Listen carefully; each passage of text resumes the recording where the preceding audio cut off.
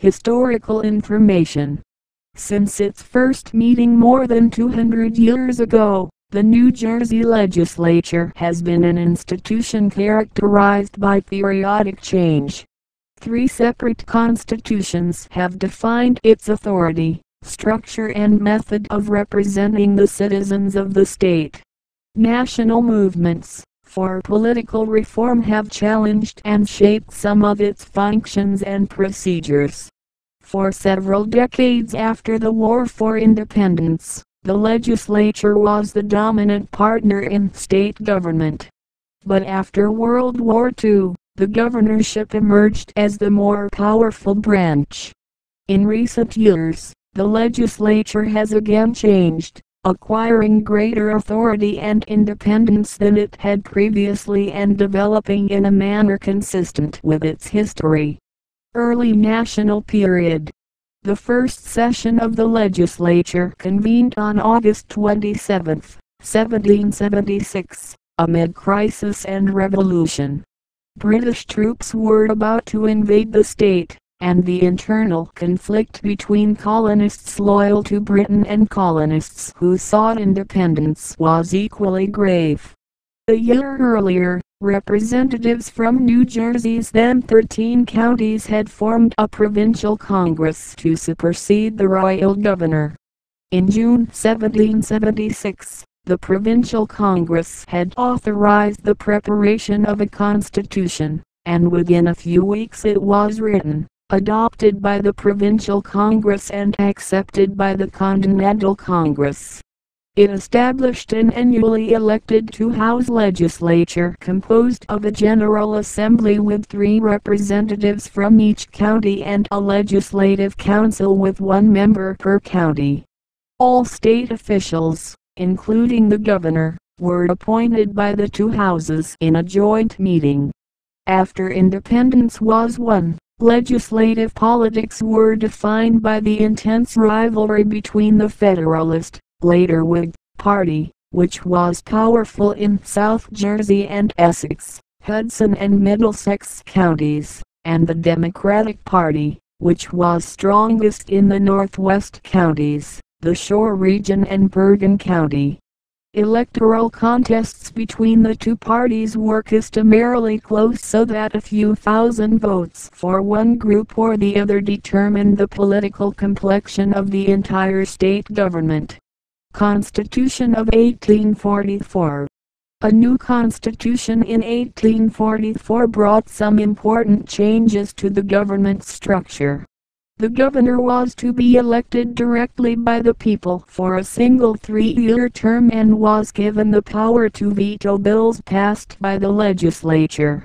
The General Assembly was expanded to 60 members who were to be elected annually and apportioned to the counties on the basis of population. The Senate, formerly the Legislative Council, was to be composed of 1 member elected for a 3-year term from each of the 19 counties.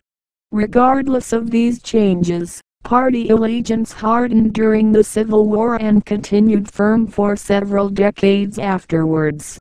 Democrats usually won a majority in both houses, so that Republicans, formerly the Whigs, enjoyed only intermittent control between 1860 and 1890. Then in 1893, the Republicans ended the Democratic domination and improved their own legislative position by obtaining a court ruling which held that members of the General Assembly must be elected from an entire county rather than from election districts of an equal population. Still, real political power continued to be held not by any of the branches of government or the state committee of either political party, but rather by a few influential party leaders and the chairs of the county political organizations. Governors had only modest authority, because they were unable to succeed themselves and had little patronage to dispense. The legislature met infrequently, was plagued by weak leadership and had high turnover among its members. Age of Reform. Significant reform began in the 1910s, as a national movement toward political change began to affect New Jersey. Under Governor Woodrow Wilson, 1911 to 1913, several major electoral and administrative reforms were enacted, including the use of the secret ballot, which helped purify the electoral process. Although the State House continued to be dominated by powerful county committee chairs during the next several decades, the trend toward reform continued. Shifts in population, the popularity of ticket splitting and the weakening of party allegiances combined to erode the power of the county chairs. The process was accelerated in 1947 by the adoption of a new constitution.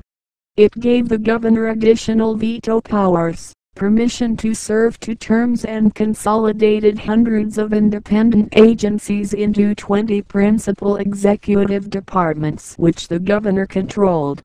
The terms of senators were extended to 4 years and those of General Assembly representatives to 2. Another spur came in 1964 when the U.S. Supreme Court established the principle of one man, one vote for legislative apportionment. In an effort to create election districts of equal population, a state constitutional convention in 1966 expanded the Senate from 21 to 40 members and the General Assembly from 60 to 80, but retained county boundaries as the basis of the districts. In 1972, the state Supreme Court rejected these districts and ordered that senators must be elected from single-member districts and that county lines must be crossed to achieve equality among districts. The power of the county chairs was thus further diminished, and the state was reapportioned into the present configuration of 40 districts with 1 senator and 2 members of the General Assembly elected from each. Initially, these changes further increased gubernatorial power. Aided by the authority granted by the new Constitution, the governor was able to move into the vacuum left by the county chairs and become the state's most important political figure. Activist governors set policy, and formulated and pushed for a specific legislative agenda, while the legislature, for the most part, reacted to the governor's programs rather than formulating its own policy. Contemporary developments. Within the last few decades, the balance between these 2 branches of government has again shifted. Although the governor remains the focus of state policy, the legislature has become more independent and has gained increased stature as a co-equal branch of government. This resulted from 2 institutional changes in legislative operations. First, beginning in the mid-1970s, the performance and influence of legislative committees have improved dramatically, to the extent that they now hold regularly scheduled public meetings, solicit expert testimony, and amend many of the bills considered. Many committees have developed expertise in a particular area that translates into a leadership for the entire legislature. The development of the committee system was assisted by the nonpartisan staff of the Office of Legislative Services, which, by law, helps the legislature and its committees to research issues, draft laws, and analyze the governor's proposals. The second strengthening of legislative authority resulted from changes in the tenure of leadership. The tradition of annually rotating the offices of President of the Senate and the Speaker of the General Assembly among veteran members of the majority party has given way to longer terms, thus providing those positions with greater influence.